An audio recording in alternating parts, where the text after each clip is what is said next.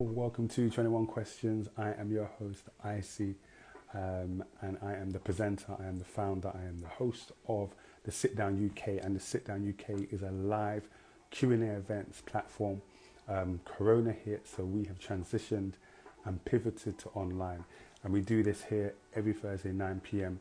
And it's called 21 Questions. We get guests on and we ask them 21 questions or more to understand the highs and the lows of their journey. And tonight we've got an amazing guest, Dapo Adeola, and he's an amazing illustrator and author, doing amazing things at the moment. And we're just going to unpack his journey and see how far he's come, what he's had to go through, the highs and the lows. I want to welcome every single person here right about now. We got Juliet in the building, always there on time. Appreciate it. As you can see, something different that we've got involved today is this INSTALIVE. And I think subsequent INSTALIVEs, what we're going to start doing is we're going to start raising money for charity, all right? So that this platform isn't just one where we take, but we give as well. So you see at the bottom of the screen there is a option where you can donate to the Diana Award. And the Diana Award focuses on catapulting and helping young people reach their fullest potential. And if you want, you can check a few episodes back where we had a sit down with Tessie Ojo, who is the chief executive, and she really explained to us her passion for young people, her belief in young people, and her faith for young people. So if you connect with that, feel free at the bottom of the screen to donate £2, £3, £5, £10, whatever you want to give, but just know it's going to an amazing cause. All right. Finally, we're at about 155 people, I think, on our mailing list. So we are going to be releasing tickets and releasing information about our next live event where we can meet in person. If you want to get in on that, if you want to be at the first sit down event post lockdown, then we really recommend sign up to our mailing list through the link in the bio. If it's your first time here, go to the link in the bio, explore around and have some fun. We've got content for you to engage with, but the mailing list is also there for you. Cool. Enough of my talking, we're going to get straight into it. Dapo, we're coming over to you. If it's your first time in 21 Questions, in the comment section, just give a hello or a wave or something. Let's know who you are. All right. Wave.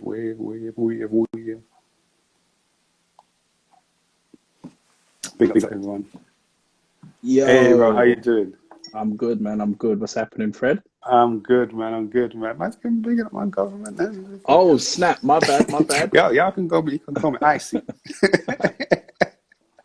I smell like ice. You still got that flipping drive time radio voice. Mad.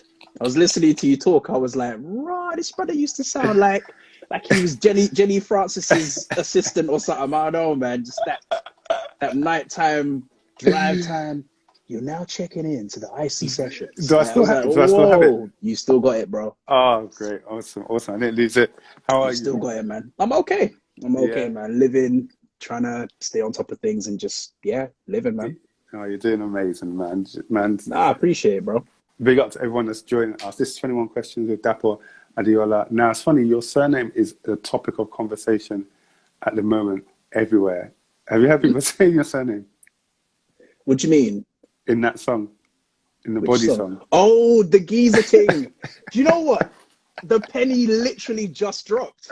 Because I'm just listening. It's my surname, innit? So I ain't hearing that. I'm just listening to it. I'm like, oh. And do you know what the funny thing is? It's my surname, but it's also a first name for some people. So I feel like the person he was talking to, that was their first name. So I'm just going with the vibe. I'm not even clocking. So what's the conversation? So I can't remember the whole of the lyrics, but now everyone, that is the line. Something Adeola, something geezer, take you for dinner or something. I was just like, okay. Well, welcome to the platform. 21 Questions works like this. You have 21 questions or more within the allotted time, but you have one pass card. So if you do not want to answer a question, you can use your pass card. What the hell are you going to ask me that I'm going to need to use a pass card? Wow. All right. Cool. So you got one pass card. Okay. And you can draw for it at any time. Yeah, that's fine. That's fine. Guys, if you have any questions that you do want to ask Dapo, please, at the bottom of the screen, you will see the question function there. Pop it in there, and as we go along, we will answer those questions. Do not worry. Once this finishes recording, it goes straight onto our platform on the front page of the Instagram, so you can watch it all the way back if you choose. But we're going to get straight into it, and we're going to do the quick fire round. Your face looks nervous. Bruh, I'm not even nervous. I'm like, I'm prepared. I'm ready. I'm cool. Cause my brain is slow, bro. Like I take time to process stuff, so I'm just listening. No way. So your quick fire round. I was tempted to ask you to send me the questions beforehand, but then I thought, no. Let me give him the exclusive, fresh, live answers. And that's what we love. That's what we love. So this is your quick fire round. So it's a flurry of questions. Don't think about it too much. Only what comes straight to your mind. First one goes like this. Favorite book growing up? The Twits. Oh, Gunshots Forever. That is a book. Love that book. What are you most proud of? My current achievements. Yeah. Actually, no. What am I most proud of? Being able to draw for a living. Dude, 100%. 100%. Doing what you love, getting paid. Something that made you smile this week? Oh, I can't even tell you because it's under NDA. Oh my God. Okay. Something that happened with one of my books, which I will be able to tell people very soon, that is just an incredible testimony to everything that's happened so far. Oh my. Do you know what? I feel with you, yeah. Give it 1 or 2 days, you're going to announce something.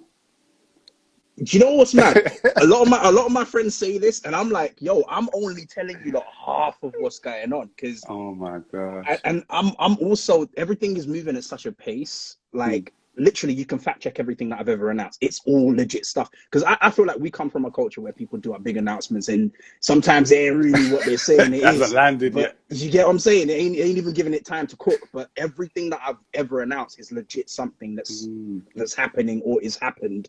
So, you know, like, and also, I don't know, should I keep it quiet? Like, let people miss it? Let me just announce it. Like, it is what it is. But, you know, it's just, I'm as much surprised by all of it when it comes into my inbox as people are when I'm now sharing it on the platforms. 100%. And over that, bro, I don't know what to tell you. The next couple months, I'm going to be announcing. It just is what it is, because there's a lot of stuff coming. Like, someone's saying that we've frozen. I don't know. Well, you guys it might have been their end, because you're still here and I'm still here. Yeah, we're in sync. All right, you keep going. When are you the happiest? Oh my God. After I've turned in a book and the deadline is behind me. There we go. That's when I'm the happiest. Yeah. Do you work under pressure well, or you don't like that? Okay. I used to, when the pressure wasn't like this. The pressure is immense, because, and it's not because, you know, someone's there pressuring me. It's because I've got so many books and projects on the go at the same time. So what I'm learning to do is to say no to things and also give myself more time. Because if I was only working on 1 or 2 books at a time, cool, no longer. It's true. No pressure. It's true. It's easy. It's pressure that I can work under. When I'm working on 3 or 4 books at a time, and the other 3 books are also looking at me waiting, that's too much pressure. So yeah. I love it. What's the most encouraging message that you can remember that you've got for your work? Something that really, really warmed your heart and made you think, yeah, this is worth it. Oh, like, there's so many. And I say that not to be like, oh, there's so many. No. There's just, every time I'm always surprised. And the most encouraging message that I get is from adults who say that, you know, they wish that stuff that I'm doing now was around when they were kids. And also from kids who say that, you know, they feel seen. This is them. Do you know what I'm saying? That's the most encouraging stuff that I get. Like, to know the work is connecting. to know the work and the characters that I design is connecting with people. So yeah, that's the most encouraging thing. Yeah, I mean, with my daughter, my 2-year-old daughter, when I bought this for her, she, you know, her face kind of lit up, because I've always kind of surrounded her with these type of books that she could see herself in. We've got, you know, with Lorraine Ellen on Jojo and Gran Gran, you know, we've got things on screen as well, Dan. We're starting to be able to, in this generation, I think, raise up children where they can see things that represent them. We're consciously doing it. Yeah. Whereas before I felt like, you know, there was a couple people doing it here and there, but I feel like we're consciously doing it now. Like the kids are living in a golden age of children's books and children's literature. Like it's a golden age. Like, so yeah, we're consciously doing it.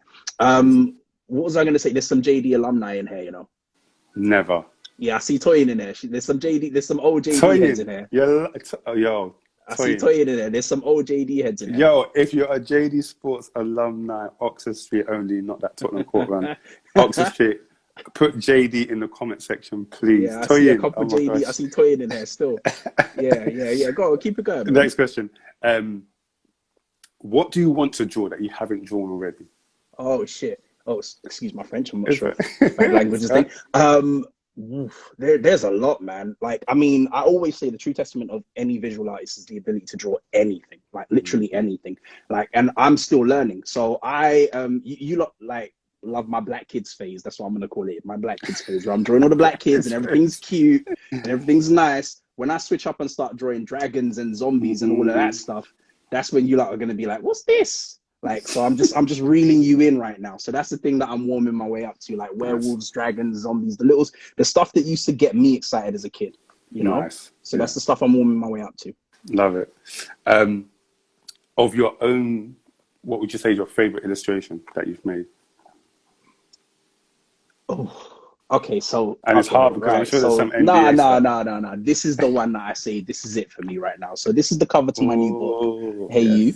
And this little drawing here is unintentionally the most gorgeous thing I have ever drawn in my whole life. Like, and I say unintentionally because, you know, I'm used to taking ages to labor over stuff to get it right. This came to me in the same night it was drawn, and it just came out first time. Real talk, first time came out like this, boom, done. And that's a rare thing for me. I'm used to drawing things 3 or 4 times to get it right. That just came. Like, as my friend Kalechi loves to say, spirit came and took over, boom, done.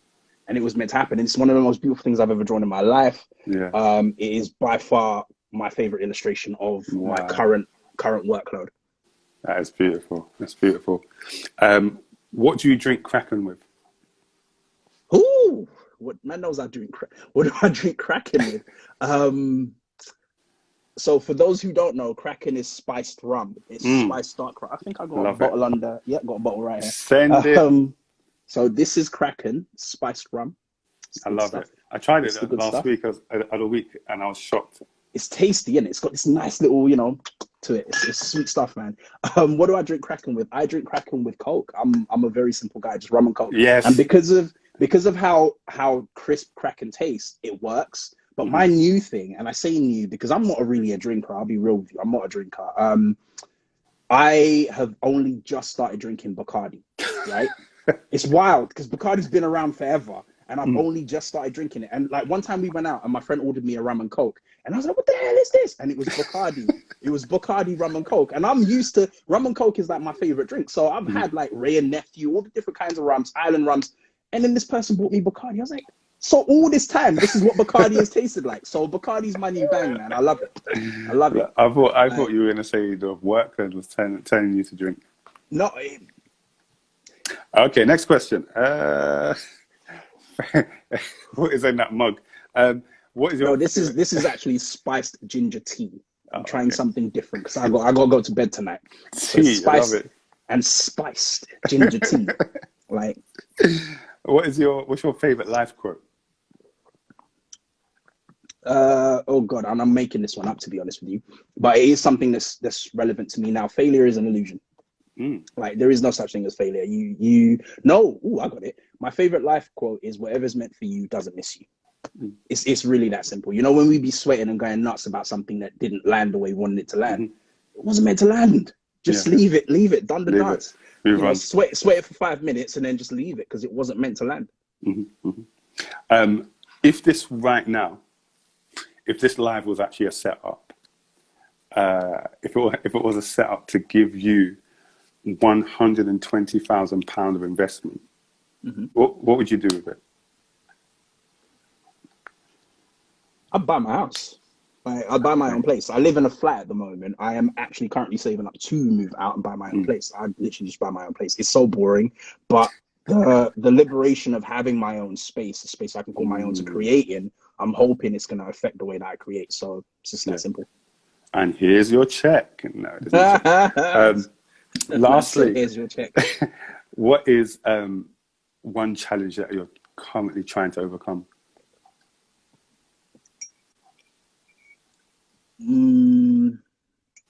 That's a big question, bro. Okay, so this is gonna get real deep. One challenge that I'm currently trying to, and it's an ongoing thing. I accept that some of these challenges are an ongoing thing. It's kind of coming to terms with the fact that everything is okay and it's okay to relax. Like, because I am, I'm a very anxious person, and I only say anxious because I've since come to discover that is the word that I can use to kind of rightfully describe how I feel about things. I don't relax easily. Like, it takes me a while to get into a space where I can just relax, but more times I'm trying to do stuff, I'm trying to get ahead, I'm trying to stay ahead of the curve, and that can kind of put pressure on you that you don't need. So where I'm at right now in life is, okay, you know what, it's okay. It has served me. I'm not going to say it hasn't. Everything has its flip side and its plus side and its dark side and all that. But where I'm at right now in life, it's just a thing where I'm like, okay, you know what, now you can chill, you can enjoy the fruits of your labor before you got to kind of do the next thing. Do you know what I'm saying? So that's the one thing that I would say is a constant ongoing thing that I'm trying to, address in life. And I think it's not an uncommon thing. There's loads 100%. There's loads of highly productive people that will probably say they have the same problem. So yeah, love that. Thank you for sharing that. Could have used your card. Nah. It's an interesting, bro. I'm a very transparent person. It's a bit too transparent sometimes, but like, I'm a very transparent person. But yeah, go on. Kelly Jane has a question. Why was it important to share your first solo book deal with other amazing talent? Okay, another. I saw Kelly's thing there. Another moment of honesty here. These people helped me carry the load, right? So I'm not gonna act like I was doing some big old, no. These people really helped me carry the load. They're all amazing talents, and they stepped in to help me carry the load of having to tell this particular story, this particular narrative. So they helped me do that, right? And also, it was an opportunity to kind of do something that I've always wanted to do since coming into this industry, which is to highlight the talent that's in our community, in the Black diaspora. It was a stellar opportunity to do it, a stellar opportunity to do something that hasn't been done before. And the book she's talking about, for those who don't know, is, again, Hey You, which is this book here. And it's written by myself, and it's illustrated by 18 other Black illustrators alongside myself. So it was just an opportunity to really put a massive spotlight on everybody. There's a spotlight on me. Let me put that light on other people. And so far, it's been amazing. And we got some stuff lined up for you guys, man, when this book drops. Come on, more announcements. All right. That's more announcements. Well, okay, that was your quick fire round. So congratulations. That was a live one. I survived that. Big up to everyone that's joining us for 21 questions with Dapo Adeola. We are just giving him the quick fire round at the moment, but you're welcome. If you want to watch this back from the beginning, it's going to be on the front page of our profile page straight after, so don't worry. Kelly got my whole phone number, She could just ask me these questions at any other time of the day. So let's go into it. So I want to know what for me growing up, one of my favorite pastimes was reading books. That was my thing. That was the ability to go into these stories, take on the characters in my mind, and then transport myself there. That was my phone. That was my mobile. That was my Instagram. For you, what was your kind of childhood pastime? Reading, like, real talk. Reading. It was, and it's so mad because you don't appreciate it until you grow older. And I say reading. I didn't have a very easy childhood, right? I had a fun childhood, but I had to make my fun. It wasn't, same. I had to make my fun. It was an interesting household I was raised in, and my reading was my escape. Like, prior to being able to kind of pick my own books, reading was a punishment, because I was made to read books just to show that, just so that I could prove to my guardian that I was literate, so I don't embarrass her in public, right? So I got really good at hiding books, because it was books about numeracy and all that stuff that I was made to read. That sucked. I didn't want to read that, so I got good at hiding books. But it was my first time being given a choice of literature to choose from. Was in, I think it was like year 4 or year 5 or something, and it was Miss Coker, my teacher at the time, and she was like, look, you could pick anything you want from this bookshelf. Dude, I sat in front of the bookshelf for like 5 minutes, and I picked something, and that was the beginning. And I think it was a Roald Dahl book I picked, and I went home, I tore through that book, bro. Came back the next day, picked another book, tore through it. It got to the point where the same guardian who used to kind of, punish me because I didn't want to read the book she was giving me to read, started to punish me for reading too much. Wow. Do you get what I'm saying? So it was just a really trippy thing. And I used to love reading, man. It really sparked my imagination. And then obviously, progression to animation and all the rest of it. But yeah, reading was my thing, man. As a kid, I love it. And I wish I could read more now as an adult. Work just dominates everything at the moment. Yeah. I've only recently started to purposely each month buy a book. My shelf is a bit mad, but I'm working my way through. Bro, my to be read pile is insane. And I don't even, I get books from my peers, and I buy their books to support them. I buy their books because I like what they're doing. And my to be read pile is insane. I've got a to be read pile of close to 400 books. It's insane. So, and I keep buying. I stay buying. It's nuts. It is nuts. It is what it is. One day I'm going to stop buying and just read them all. Just read the actual books. Audio books distract me. Someone's saying try audio books. I can't focus for some reason. I like to designate a specific amount of time to sit down and just do nothing else but read the book. I used to travel on the bus a lot, and that used to be my time to read. But yeah, not anymore. I think I'm the same. I need a book because I write notes. I'm like, mine is just littered with notes, but audio, it'll just come in, and I think it will. I might miss stuff. That's my thing. I really might miss a key part of it. And also with reading the book, reading is linked directly to my imagination. So I'm thinking about the story. I'm visualizing things as I'm reading. So audio doesn't hit the same. It doesn't really hit the same.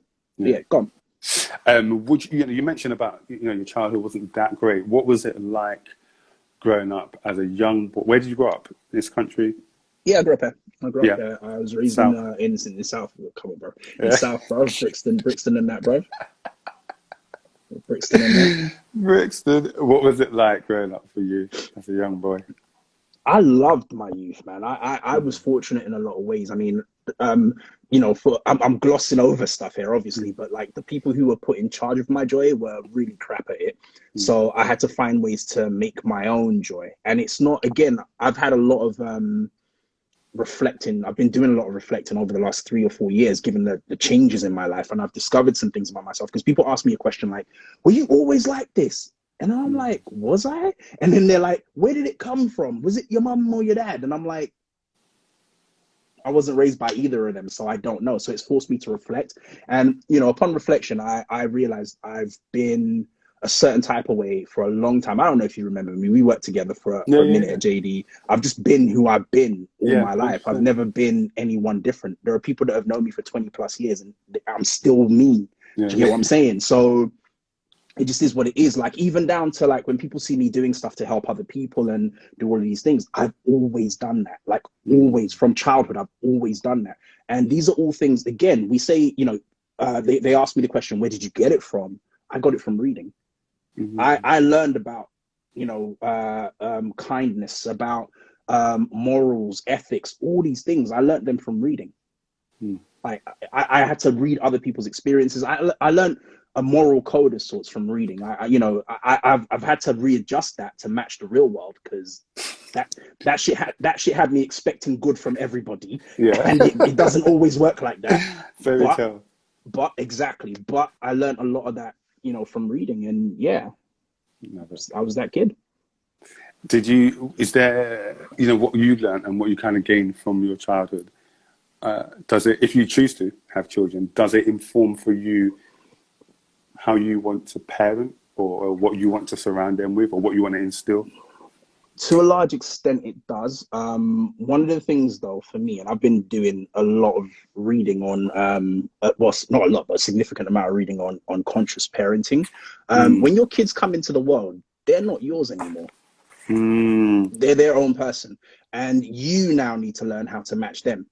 as well as teaching them stuff, you kind of need to match them. So I'm going to try and be more focused on matching my kid and being alert and all of that stuff, rather than trying to, you know, imprint on my kid and teach them all the stuff that I know. It's going to be hard because I know the kind of person I am. That's going to be the challenge for me, but I'm very conscious of that. I'm a very, how can I put it? I'm a very focused person when I'm ready, right? Like very much like, oh, we're going to do this, we're going to do that, we're going to do that. But with kids, you can't be like that. You kind of have to be like, okay, how are we going to do this? Or how are we going to do it? You just have to be different. You have to be more free. Exactly. More fluid, more free. So I'm just going to be really mindful of that and try to kind of just give them what worked for me if they ask for it.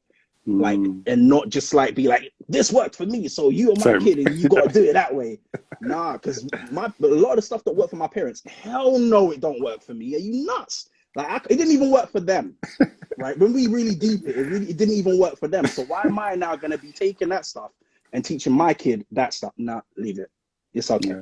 Like, you know, I want my kids to have the best parts of me, and I have the best parts of my parents. I'll be real. Even though I didn't grow up with them, I've known them. I've gotten to know them as an adult, and I have the best parts of them. This mouth that runs the way it runs, I get that from my dad.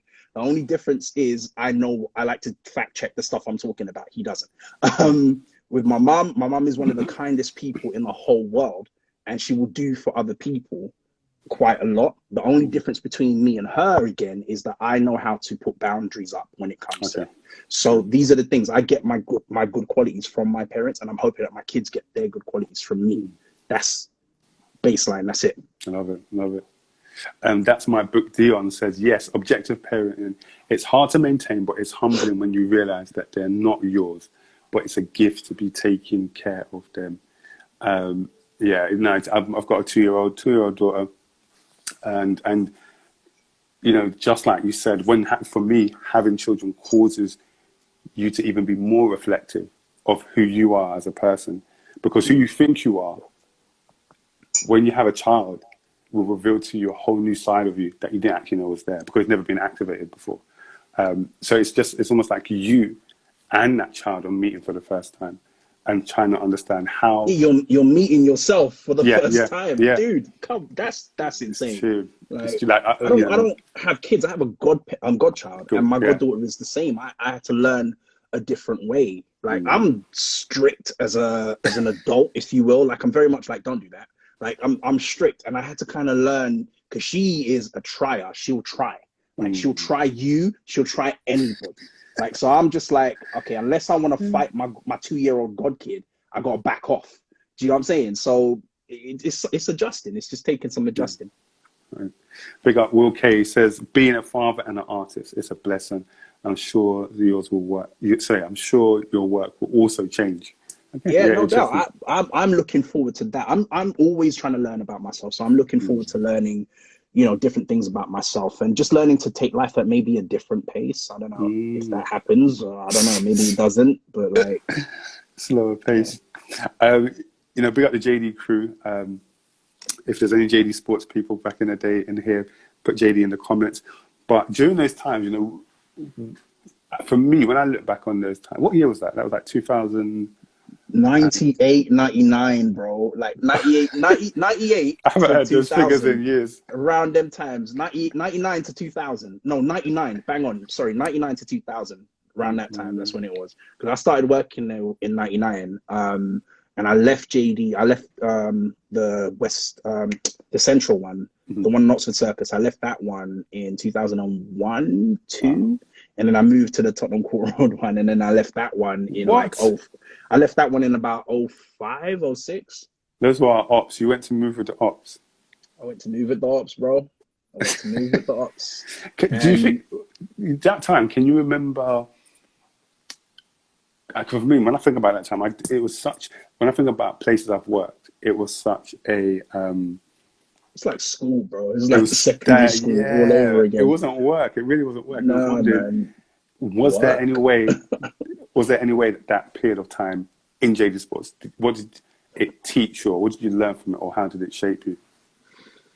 That's a tricky one, because I don't think that particular period left me with, I don't know, I don't think that particular period, as in the experience of JD Sports, is the thing that was key. Because again, it wasn't JD Sports. It wasn't like we didn't skip a beat from school to JD. It was like we were in school, like we were in college. It was just the same vibes, same everything. Do you know what I'm saying? Everybody was from ends. It was just whatever in it. Like, so I don't think that it really taught me much as in that singular experience. My life at that time, what did I learn? I learned friends. Like, I learned people, like people that were my age mates and stuff. There are people that are still from JD that I still rock with hard today. Like, and that's over 20. Toyne's one of my peoples, man. I love Toyne to death, man. My friend Kaylee, who worked with me at Tottenham Court Road, my boy Ashley, the two Ashleys, my Stockroom people. There's loads of people. Not the Ashley, not the Ashley that you know, by the way. These are different Ashleys. That's such a common name, but these are different Ashleys. I haven't spoken to the Ashley that you know in almost 20 years. But you know, again, that guy that you know, the Ashley I'm talking about, that was one of my. We were like this. We were like brothers, right? And that was a friendship that just ended. This is what it is. So it just taught me. It taught me that things can come and go. You know, that's the best way to put it. And that's only with hindsight as well. Like, you know, some of the people I knew for ages, some people I thought I was going to know forever, I don't know them anymore. And I'm sure you can probably relate, not mentioning any names, but there are probably people that you thought you would have brotherhood or friendship with for years beyond, and now you don't know them. So it just is what it is. But that's what it taught me. That's what that period of life taught me, I think. I was interested about your social media pic. You know, your Instagram profile pic. Where does that come from? Oh man, the sweetest thing happened last year, man. I've never met these kids. I met them virtually because I just had to pay them a visit after this. But these kids decided to make me their subject matter for Black History Month last year. Wow. And like, I'm just me, just doing this thing. And, you know, they did all these paintings of me, and they wrote these letters, and they just did so much. And I was just moved by it, man. So I thought, you know what, let me just take one of the paintings that I really like and just make it my profile picture. And that was it. Wow. Like, the kids, they're amazing. So I paid them a visit virtually, and they did this rap. It's on my page somewhere. They did a rap, like a whole rap. They were outside in the kind of front of the school or whatever, and they did this whole rap about me and stuff. It was sweet, man. It was real sweet. Like, this is some of the stuff that happens on this journey. That's just like, where did that come from? Like, you have to remind them sometimes, man, a bad man from South, you know, fam. Like, you ain't supposed to make a thug feel like this, you know. You have to remind them sometimes. How are you finding adjusting to all this fame? Because there's so many illustrators out there that do their work, release it, and they go and do their work. But you seem to be someone who does your work, and it does this crazy thing where it just spirals like across the globe, and you've got different responses, and it's affecting so many people in so many ways. But now the spotlight is on you. You've gone from someone who just does what you do, tunnel vision, your head down. Now you look up, and all these people are looking at what you do. How are you adjusting to that, if you are adjusting to it? One, I'm not adjusting. Two, it's a tricky thing, because social media makes things that way. If it makes any sense. I don't think I would be doing or seen the way I'm seen if we were in a different age. If this was like 10, 15 years ago, it wouldn't be the same thing. No, I'd be successfully probably working as an illustrator, but would you have this kind of access to me? No. And it's the access that makes people come forward and speak on how the book makes them feel. Do you know what I'm saying? So that's why we're seeing all this stuff, because I'm able to share it, because it's possible for people to, you know, also share it. Do you get what I'm saying? So that's one aspect of it. Another aspect of it for me is I'm still just that person, just doing what it is that I'm doing. Like, I'm still very much that person. And, you know, you used the term famous, and I'm like, yo, I'm not famous. Like, I'm just like, I'm known in the circles of people who engage with the product that I put out, right? So like, you bought the book for your kid because you want to read the book with your child, and because you're a father and you are engaged with reading books to your child, you're gonna know who I am. Do you get what I'm saying? If you got nothing to do with books, you don't know me, bro. I could walk into, like, I was telling this story the other day. I was like, I walk into a bookshop, booksellers go like, oh my God, Dapo. They do all that stuff. It's cute and stuff. I walk into Sainsbury's, people tell him to get out of the way. Yeah. So I'm like, I'm not famous. Mm-hmm. I walk into Sainsbury's, get out of the way, bruv. I'm like, sorry. Yeah. That shit is humbling because it makes me understand I'm not famous. Like I'm just, you know, and my book is right there on the shelf, but they're like, get out of the way, bruv. I'm like, okay. It's my book. I'm getting out of the way. Kelly said you're famous, claim it. Kelly, allow my life, man. I'm not famous. Like it's not even that. Like so, that stuff is humbling to me. You know, you're well known or popular in certain circles. Mm-hmm. Like and that's cool. That's good enough for me. It's all right. Mm-hmm. I don't ever want to be so anything that I can't go places. Yeah. That's it. But you know what? As an illustrator, I would say you are one of the most vocal. That's another reason why, because I got a big ass mouth. That's another reason why. God. Is that in? I think that for me, looking at it from the outside, it seems like that's just you, and you're somebody who you stand up for things that you believe, and you're not afraid to call out. Someone mentioned it in the comment section. You're also not afraid to call out the industry.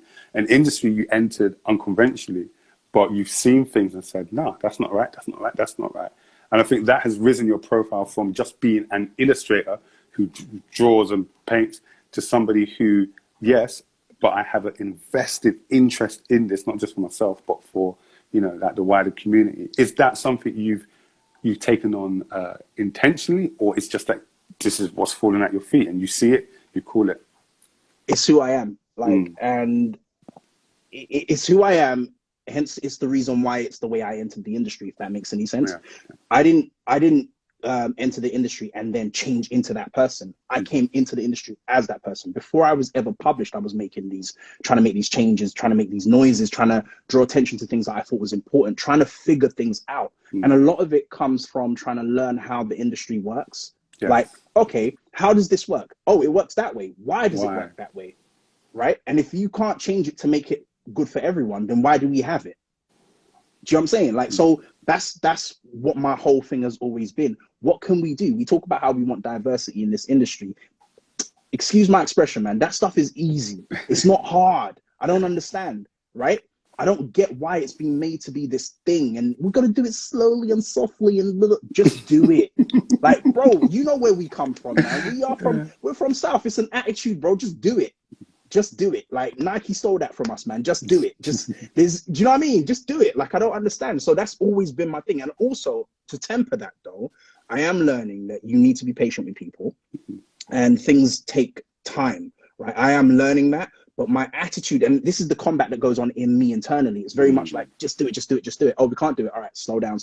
Just do it, just do it. Just it's that ebb and flow that's going on in me all the time. And it is who I am. It's in my nature. It's part of who I am.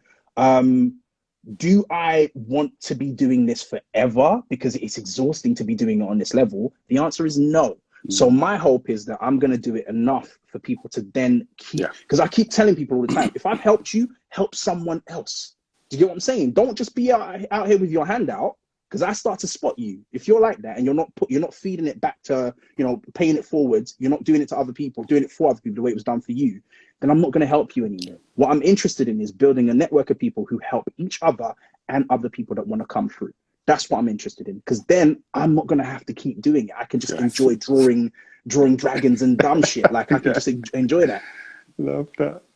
Nicholas said, you know, does that come with any obstacles? Is there any blowback that comes from that in terms of opportunities or things that you've heard that someone felt, I don't know if I can approach Dapo for that? If it does, I don't know about it. And again, if it worked for me, if it's not for me, I'm not going to miss it. That's the way I look at it. If an opportunity dies because I called a publisher out, that was never an opportunity I wanted to begin with. Like, allow it. It's not something I want. I've called certain major publishers out and they've still sent me book deals. They want to work with me. So they're not bothered by that. It's just whatever in it. Like, I tell people all the time, I don't understand why people take it on the chin. My chin's not built that way. No. Just don't do it. You don't have to do it. Like, speak up, speak your mind. And also, you know, if you feel like speaking your mind is going to cost you a job, that shouldn't be a job you want. That really shouldn't be a job you want. And that's literally the MO that I operate with. If it's going to cost me a check, that's not a check I want. There are loads of checks out there, fam. That's not the check I want. And also, I was drawing very happily before I came into this industry, and I can always go back to drawing happily as well. Like, it just is what it is. Yeah, I love that. I love it. We've got a section called Explain That Tweet. Okay. So I'm going to read you one of your tweets. Flipping heck, bro. I've been tweeting the wildest shit. Go on. I don't want you to tell me what you meant by it. So, and I quote, "I've lost count of the amount of things I've had to figure out on my own because I didn't have the benefits of an art school environment or easily accessible peers, lecturers to ask questions. I've lost count of the amount of things I've had to figure out on my own because you didn't have those type of benefits."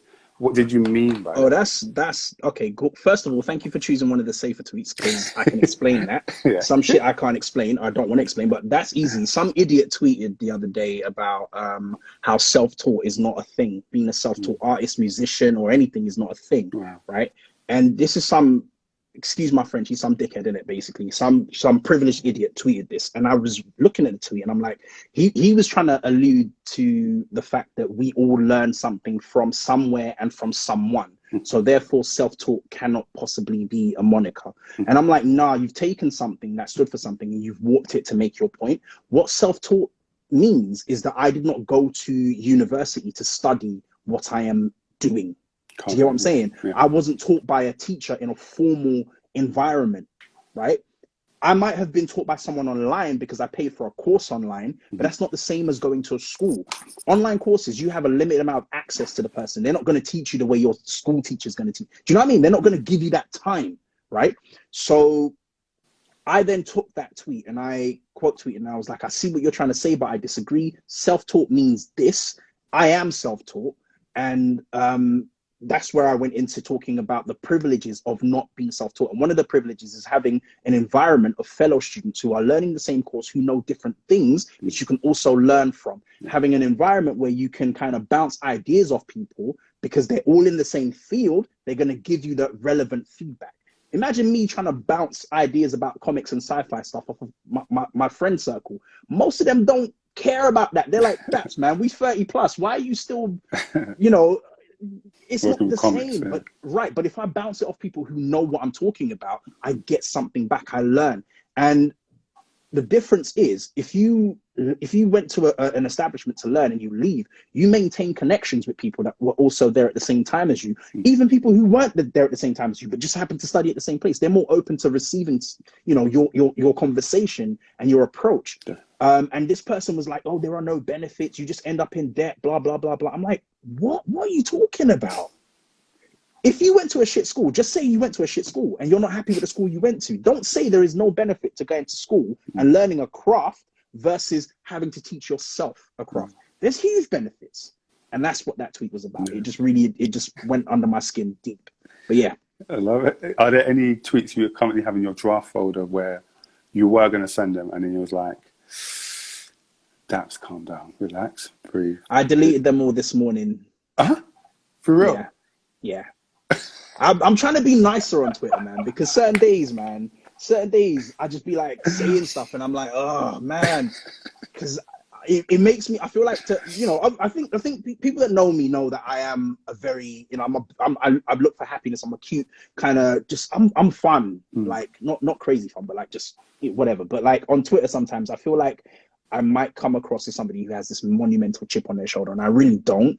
I just see a lot of stuff that pisses me off, and it you know, and I'm like, you don't have to talk on everything. And also another thing I'm trying to do, which is it is just to basically do more than I talk, if that makes any sense. So like if I see a problem, figure out how I can do something about it, and then talk on the thing that I'm doing to address the problem. Do you get what I'm saying? As opposed to just talk on the problem and then nothing happens. Yeah, definitely. So another quality about you is that you know, listening to interviews you've done in the past and reading, you know, you're very confident in your craft and in what you do well. I thought that. What did you read? Because I don't think I am. But go on. You don't think so? I feel you're someone who owns what you do, like what you do and what you stand for. And I feel, again, this particular industry and this craft in particular, I don't hear you know, I don't really hear people own their thing, like own their craft, and I thought Oh, you okay. do. I think I get where you're going. Yeah. I think I get where you're going. In terms of owning my craft, I own the fact that I'm still very much a student of my craft, right? I own. Oh, okay, Dion. All right, Cheers. Dion. Thanks. Dapo is not Steady on, confident enough. steady on, Dion. No, I'm joking. No, I own where I'm at. Yes, Do you yes. get what I'm saying? Like I know how much I have to learn. I know what struggles I went through to draw this particular spread that you guys are appreciating. And that's the messed up thing about art that really pisses me off. People will see the art and love it, and because they don't know how hard it was to get there, they will never appreciate that. Yes, but yes. any artist, you yourself, they'll hear the music that you make, they'll love it. But yo, they don't know what sweat you went through to come up with them bars. They don't know. They don't know. And it's cool to not know, but when I'm telling you it was hard, you kind of have to listen to me when I'm saying that wasn't easy. Do you get what I'm saying? So for me, I know the struggles I go through with all the work that I do. I know all the struggles. I know how hard it was to do Look Up. Look Up put me in therapy. Let me just come out and say that, because it was so hard. Like, it was so hard to do. Not the book. Let me not, to make people like look at the book all devilish. No, it wasn't the book that put me in therapy. It was just the experience of having to do my first picture book and learn everything. That idiot that said that going to school didn't do nothing for you. Idiot, man. I didn't learn how to do a picture book from nowhere. I had to teach myself. Do you get what I'm saying? And the stress of trying to get that right and panicking over whether it was going to come out perfectly or not, it's just the stuff that it really gave me some next level anxiety. Do you get what I'm saying? And it made me realize that I needed to talk about certain things that I haven't addressed. Do you get what I'm saying? Up until that point, I had come up with coping mechanisms for dealing with things that I didn't want to address.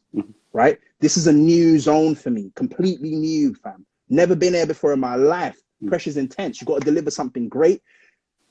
It was a new zone. The coping mechanisms weren't working. Do you get what I'm saying? So I had to come up with new coping mechanisms. And in order to do that, I had to address things, right? So that's what I mean by Look Up made me go that way.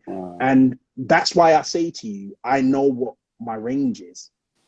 I'm constantly trying to expand my range, right? So I can be better at my craft, right? But that doesn't mean I'm going to act like I'm the shit. Hell no. If you get a good drawing for me, that was a good day, my G. That was amazing. I'm owning that. I'm standing in that. Yes. But I also tell you about the shit drawings that you didn't see, for that good drawing. It was a good drawing day. You guys got that. It was amazing. But some of the stuff that didn't make it, listen, and some of the sweat and tears that went into that good drawing day, and I personally don't think enough creatives, not just illustrators, just creatives, talk about that. I think if more people talked about that, more people would understand that there are steps to this. You don't just arrive at greatness. You don't just arrive at greatness. The preconception that people have is that you're just great. That's beyond me. I could never do that. And then when you break it down into steps for them, they start to understand that there are steps to it. There are steps to anything that you want to do. But if you're intimidated from stepping from the very beginning because you think it's beyond you, you're never going to make that move. That's so true. And I think it's beautiful you said that, because people would look up as your entry point, even though you've been doing stuff way before that. But people would see Look Up and think, oh my days, that's amazing, man. I could never do that, man. But I think the stuff that you also put on your page as well, you give us behind the scenes insights and glimpses into either what you're working on or drawings that are coming and just progressing. So I remember seeing the first stages of Look Up and Rocket to what Rocket became, and you can see that there is this transition, there is this working that you have to do to get there. And I think, like you said, the more people show that working, it normalizes this idea that this all takes time. It's a process. It's there's hours you've got to put in, just like you said. It demystifies art in the best way. It demystifies the creative process in the best way, because it shows people that there are steps to it, right? I like to think of it as and this is because when we were in uni, I did graphic design and advertising, and everything was thought of as problem solving, right? Yes. A book text is a problem that you have to solve. For you, a song is a problem that you have to solve. And when I say a problem that you have to solve, there's a message that you want to convey with this artwork, with this song, that's the problem. How do I convey this message? You'll try several different ways till you land on one. Yeah. Do you know what I'm saying? So if you look at it as a problem and you think of yourself as a problem solver, that's going to go a long way towards deciding what your approach is going to be. How do you solve problems? You go and you find the answers. You search. You do deep dives. You know, put your thinking cap on. Yeah. You know, if you can't think of it like that, it's always going to be, if you're thinking about it as this magical thing that happens, it's always going to feel like it's way over there and you're way over here. So yeah, this is an ongoing thing with me as well. Like there are times when I hit a block, I'm like, oh my God, I can't do that. Then I have to remind myself to get my thinking cap on and try and find a way. Very often I take a shortcut, I ain't gonna lie, but I just think to myself, how do I find a way to solve this problem? But yeah. Perfect, man. We got to everyone that's joining us, man. 21 questions with Dapo Adeola. We've been talking about his come up, but also how he sees himself at the moment in these new spaces and just navigating them. We haven't got long, so I wanted to talk a little bit about, you know, when Look Up came around, you said you had 14 offers for it being published. What, if I'm someone who's bringing that to a publisher, what certain things are key in that negotiation? What certain things should I look out for that, it has to have this, or it needs to have that? Now, obviously, one part of that might be the feeling that you have in relation to, are these the right people to work with? But from a technical standpoint, what certain things should I look out for in signing a deal? As in, are you asking me to advise you as the creative or as... Yeah. Okay. And are you saying to me, what things should you look out for when deciding which publisher to work with? So which publisher to work with, but also what is in the contract?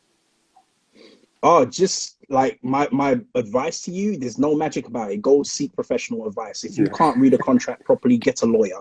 Get somebody to help you, pay them if you have to go over the contract with you so that you understand what the clauses are, understand what happens if you don't meet the required demands or whatever it is. Just get someone to help you read the contract, right?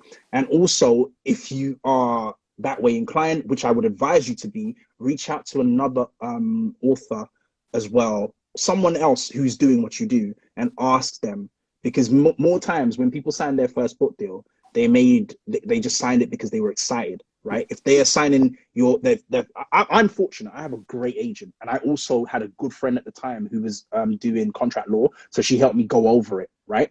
And I learned a lot about my contract before I ever signed it.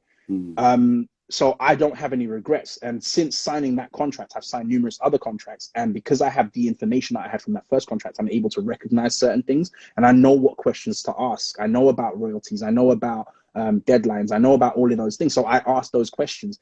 Make sure that certain things are cemented and they're clearly written, right, in the thing before you sign it. Think about what's important to you and ask about those things, right? And even if they say no, you know, you're not getting a royalty for this, for example, which is unusual if it's your own book that you've brought to them. Even if they say that, you kind of have to ask questions, and also always know that you can walk away from this. If you can get one publisher to look at it, you can get another publisher to look at it.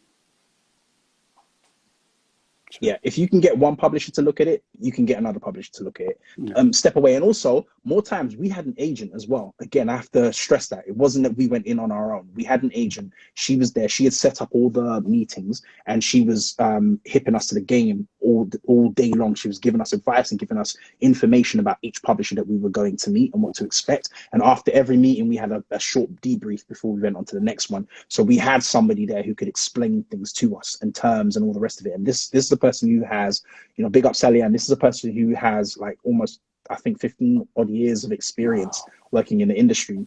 And so far, she hasn't steered me wrong once. She's amazing, like an absolutely amazing asset. And that's another thing as well. I would advocate for you to get an agent.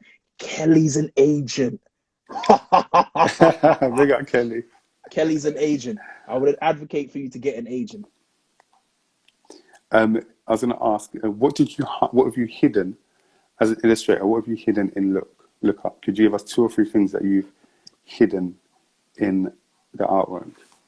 Oh, snap. Look at you, Fred, doing up detective and that. Give me a second. Let me pull out the book. Let me pull out the book and show you before I knock over my laptop. So, Tell me the page. Tell me the In page number as lookup, well. I don't even No know the pages. number, but Oh, I'm there's gonna no show you the problem. page. There's no numbers, but on the high street, Okay. right, in lookup, I named the cafe after my friend Charlene, Oh, Char's Cafe. snap.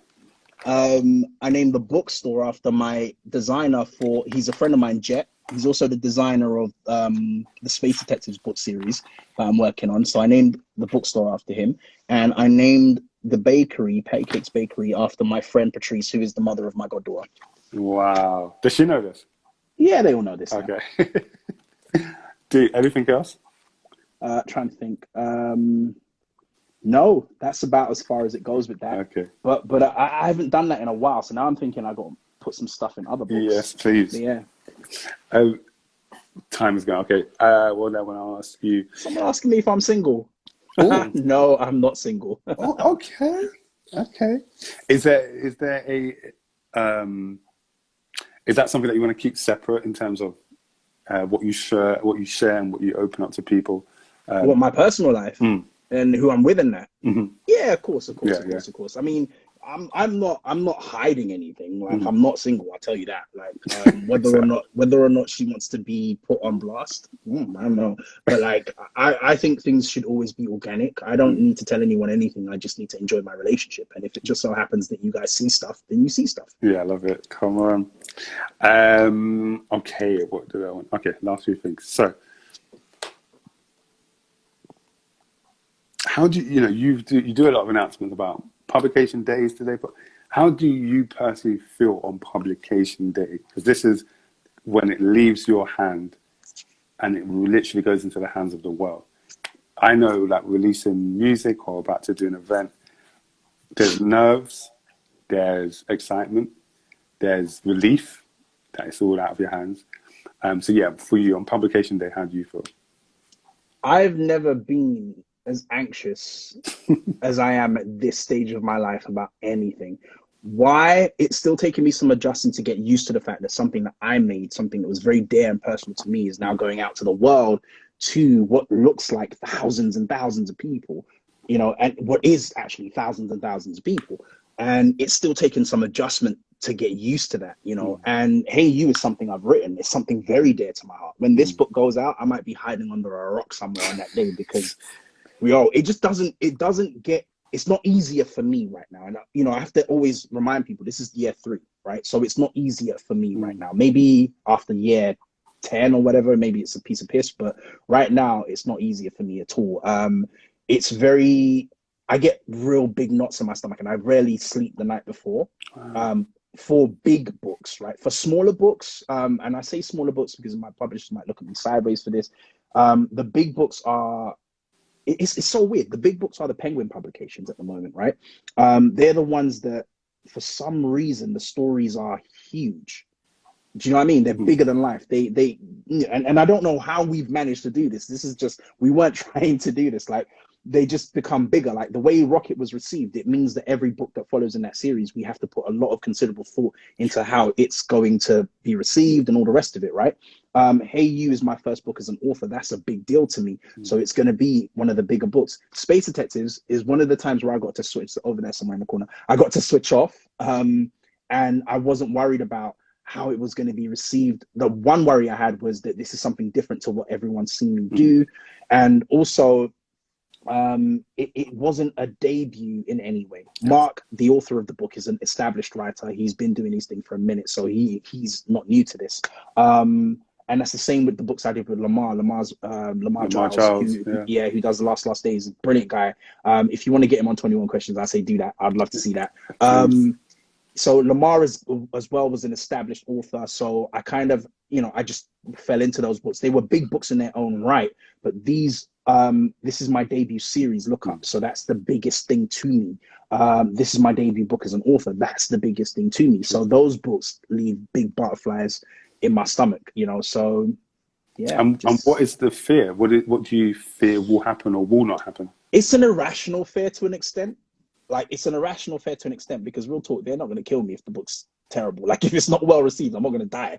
So it just is what it is. I'm not going to fall dead. But the fear is, again, it's an irrational fear, but it's a very logical fear, because you are opening up yourself to the world. Like when you're given of yourself creatively, you're open to people saying stuff. You're ultra sensitive when people say stuff. If anybody says this book is trash, like, I swear to God, unless you come up with a reason why it's trash and why what we can do to make it not trash, I swear to God, I might come and find you. Like, I might actually come and find you. So that's how sensitive I am. Oh God, that's how sensitive I am. It just is. I'm not going to apologize for that, because the thing is, it's easy to critique something. It's easy to tear it down. It's hard to make something and then give it to the world. That's hard. Like, whatever it is, it's just hard, you know?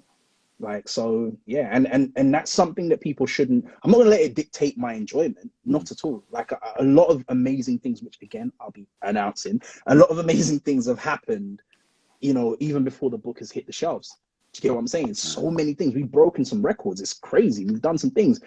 It will come out soon. It will come out soon. Some things have happened since before the book has hit the shelves. So I'm stoked about that. Do you get what I'm saying? And anything that happens when the book does come out, I'm not gonna, you know, this book is an all black production, right? It's an all black production, all black creatives, everything is black, right? We're going to get pushback. We're going to get people that are going to say the most vile things. I'm prepared for that. People are going to be like, why did you make this book with just black kids in it, just for black kids? Blah, blah, blah, blah. We're going to get all of that stuff, right? I'm ready for that. That's not a thing at all. What I'm not ready for, and I'll be honest, is the critique that's going to come from the black community. That's the one thing I'm not ready for. And I say that because I just don't know. I just don't know. Do you get what I'm saying? Do I think it's going to be negative? Has that happened before? No, it hasn't. I mean, it's been an all-round positive vibe for Rocket. The negative critique that I received from the black community was about Rocket's mum being a single parent. And, you know, some black people felt like it was carrying on the negative stereotype. I come from a single parent home in terms of both my guardian was a single parent and my mum is a single mother. So I'm just telling the truth of my existence and many other people's existence. But, you know, that's their issue. I didn't take that on board and just whatever in it. But with this book, this is such a different book. This is a book about the black experience. Do you get what I'm saying? And I was very careful to make sure that people understood that even though, you know, the book is about the black experience, I'm acknowledging that the black experience is not monolithic, right? But we only have 18 spreads. Yeah. Exactly. Do you get what I'm saying? So we're going to say what we're going to say in 18 spreads. Yeah. Like, if you want more, we might do a second book, fleshing it out even further, but we only have 18 spreads. And I'm very careful to say that to people, because, you know, you're going to get people that are like, that's not my experience. You didn't dictate my life. I'm like, if you, and I'm hoping that people can get something from the book. I'm hoping that we've done enough to cover the diaspora as much as we can, that there's something there for everybody. Like, I'm hoping so, you know. And if there isn't, yo, we're human beings, man. We were trying to do something nice. Do you get what I'm saying? So we go again, you know. In closing, one thing I love about your kind of industry and what you do, it's kind of, you know, sometimes it mirrors that music industry whereby you pour into projects a part of yourself, and just like we talked about, you give it to the world.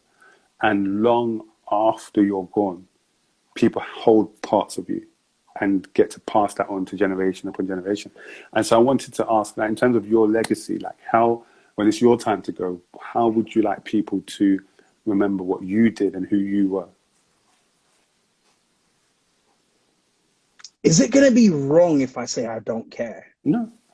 And the reason I don't care is when you care too much about that, I feel like you let it dictate what your choices are. And just don't. And the thing is, you're gonna be a piece of shit to someone, right? That's a fact. You're gonna be a piece of shit to someone. You know, you could have cured all the cancers. Yeah. You're gonna be a piece of shit to someone. Do you get what I'm saying? Cab driver, delivery, right? Someone, that son of a. You're gonna be a piece of shit to someone. So, you know, it just is what it is. I hope that people, in terms of what I hope for in the books that I leave behind, I just hope that people can continually pick these books up and get something from them, as long as they're being printed. I just hope that people can just continually pick them up and read it like it's the first time and feel something, you know. That's it. That's just like what I hope, you know. I'm in a weird space at the moment because I turned 38 like few weeks back, and I'm just thinking about the future and thinking to myself, like, I don't know. I just don't know. I don't know what's going to happen. I don't know where it's going to go. I hope it's all positive. Will I be in the industry forever? I don't know. I really genuinely don't know. I do plan, however, to retire at 50. That's a plan. And by retire, I mean just not have to work. Mm-hmm. Do you know what I'm saying? So that then you might see my best work when I'm 50, because I don't have to work and I'm doing work for the sheer joy of it. So you might see my best work then, and I hope that's the case. But I don't know, man. I just want people to. I don't even want anything for people like that. Let's just put it that way. I don't want anything for people like that. You should want for yourself. Mm-hmm. Do you know what I'm saying? I don't want anything for people like that. I just want for me, and I just want to be happy, content, doing my job, doing my thing, and then just that's me. Yeah. Therefore, thank you for today, man. It's been amazing. Well, thank you, man. Thank you. This has been a lot more insightful for me than I thought. Like, yo, I was expecting like a game show, 21 questions. Man's talking philosophy and theory and that, bro. I don't know. This is my tiredness. When I'm tired, you get the best interviews. I ain't gonna lie. Oh, really? Jeez, okay. Because you're just giving of yourself. Yeah, I'm just too tired to make stuff up. Yeah. I'm just gonna call it what it is, man. I love it. Well, guys, thank you so much for joining us for 21 questions. Tell us, please, plug away what you've got coming that you're allowed, no NDAs. Tell us what you've got coming out that you want people to really gravitate to. Biggest thing that's happening. Oh, I got 2 books actually. So next week we are doing the cover reveal for the book I'm working on with Mallory. Well, I worked on with Mallory Blackman. She's amazing. It's called "We're Going to Find a Monster." Yes. Yeah. Cover reveal comes out next week. Look out for that. Also, all them books are available for pre-order. You can literally pre-order all of these books everywhere books are sold online. If you are checking in from the US, I think there will be US pre-orders coming out soon in terms of links and stuff, but you won't be getting the book till next spring because the US. But Hey You drops in June. You can buy, oh God, I got the books right here. You can buy My Dad is a Grizzly Bear, which dropped the other day. It's a super, super fun book for children. Buy that, that's out now. And also Space Detectives as well. Books 2 for both of these series might be announced sometime this year, but honestly, just follow me on IG if you're curious to kind of find out anything. I stay talking about the stuff I'm doing. So, yeah. Follow him on Twitter as well. And Kelly, please keep an eye. I don't know if I want to tell you to follow me on Twitter because sometimes that app there, certain times you'd be like, is this Dapo? You need a burner account. That's what you need. I'd be worse on a burner account, man. And Juliet said, yeah, okay, I'll answer that question actually. Do you have a question for me? You might not have. Not really one that springs to mind that you're going to be answering, because I just want to be like, what you been up to, bro? This is the first time we're speaking in almost 20 years. So my question would just be like, rah, what you been up to? You still speaking to my man? Those would be my questions. And I'm not, that's fine. Actually, let's see. What can I ask you? That I want to know that other people might also want to know? What do you hope this platform that you're creating with 21 questions? What do you hope that grows into? What is it? I want it to grow into, you know how people tune into their favorite sitcoms, shows, Power, whatever it might be. I want it to become that, but on INSTALIVE, because I think there's so many stories. Like, we've been doing this. This is our 51st episode. And there's so many stories that have come out from everyday human beings, people that you see, but you don't actually know what is their come up or the ups and the downs. So I really want it to become something that people can readily always know in their mind. Thursday, 9 p.m, I can tune in to hear a story that I might connect with. I can tune in to hear a story that can uplift me, encourage me, or talk about something that I can kind of relate with. So yeah, I want it to become a staple, man, because we're actually a live event company. We do live events, but COVID pushed us here. So it's a good thing. Yo, this is a brilliant undiscovered platform for a lot of people. Like, you see the IG lives that I do. This is brilliant. It's been brilliant in that way. Thank you, man. Thank you. So yeah, that's what I wanted to come. 100%. We raised £7.11. Whoever that one donation was, well done you. Thank you so much. So if anybody wants to you.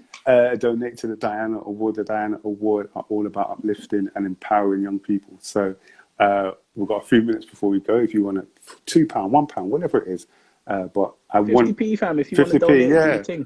I want the lives to become. Let's not just take. I want us to give something back. So thank you, whoever donated that. But guys, bro, thank you so much for today. Guys, this has been 21 Questions with Dapo Adeola. It's going to be on our IGTV, so you can watch that. But we've got season 1 and we've got season 2. So we've got 2 seasons for you to binge like this was Netflix, okay? 51 episodes of inspiring conversations. You need to get Kelly on this, man. Ask Kelly 21 questions. I would tune in and be G'ing her up in the comments. When you speak to Kelly, you will find out behind the scenes. Y'all know each other already? Oh, okay. So Kelly, we need you on this. You and Dapo speak. Dapo, talk to Kelly. Tell her to let's get this done. On here. Talk to Kelly. Get this done. But guys, thank you for joining us this week. We're going to be back next week, Thursday, 9 p.m. Who have we got? I'm not even going to tell you. Yeah, you just got to come with me after. Each week, a different guest with a different story. And that is what it is. Dapo pulled it out. I want us to connect with people's stories because those stories level the playing field. Some people we look up to and be, oh my gosh, but when you hear that story, so far away. Yeah. When you hear the story, you realize that, oh my gosh, we are exactly every single thing that's led me to this point to be able to do this, to be able to actually pursue my craft, is finding out the stories of the artists who I looked up to. Beautiful. And seeing the parallels between their journey and my journey. And that's been the greatest discovery from the IG lives that I do on my page. It's to kind of talk to people. I've got some great ones coming as well, but it's to talk to people and discover the parallels between my journey and their journey. Okay. Like once you see that, it makes everything seem like it's perfectly achievable. Exactly. Well, guys, we're going to say goodnight to you. Oh, I wanted to plug actually. We've got this coming very soon. 21 questions, the playing cards. Yeah. So you can take playing cards. 20, I think we've got 21. Yeah, 21 playing cards, and you can do it with your friends at home. All right. There's loads of questions. Oh yeah, start with the fire question. What's your worst personality trait? Jeez Louise. Let's start with the fire questions. So keep a lookout for these. These are going to be coming out. So yeah. But guys, thank you so much. I've been your host, IC. This is the Sit Down UK. See you next Thursday, 9 p.m. Boom. Bye. Peace, dude. Take care, man.